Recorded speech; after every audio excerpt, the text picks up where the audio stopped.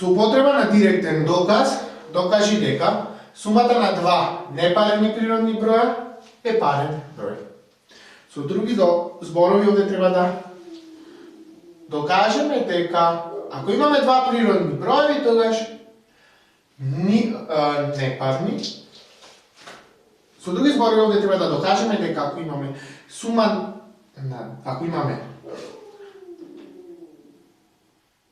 Со други зборови овде треба да докажеме дека ако имаме два непарни броја, тогаш нивната сума ќе биде парен број. Значи, ако имаме два непарни броја, тогаш нивната сума е парен природен број. Ајде да видиме што имаме. Ако нешто, тогаш, значи ако m и n се непарни природни броја, тогаш m плюс n е парен број. Задачата вика да се искористи директен доказ. Значи имаме доказ. Директен доказ, тргнуваме од предпоставката. Предпоставуваме дека m и n се природни броеви, кои што се непарни, стасуваме дека нивниот збир е непарен број.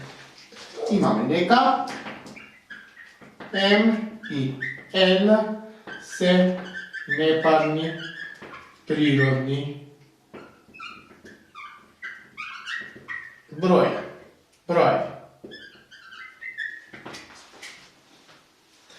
Ако m и n се непарни природни броеви, тогаш како може да ги запишеме? Тогаш m може да го запишеме два пати по k плюс 1, каде што k е елемент на z, додека n може да го запишеме како два пати по p плюс 1, исто така k е елемент на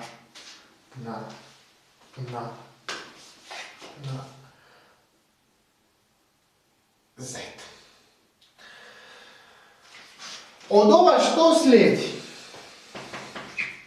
Ако ова, односно ако m и n се непарни природни броеви, кои што можеме вака да ги запишеме, што следи од ова? Ајде да видиме на што е еднаков нивниот збир. m плюс n е еднакво на 2k плюс 1 плюс 2p плюс 1. Оттаму m плюс n е еднакво на 2k плюс 2p плюс m плюс 1 ќе даде 2.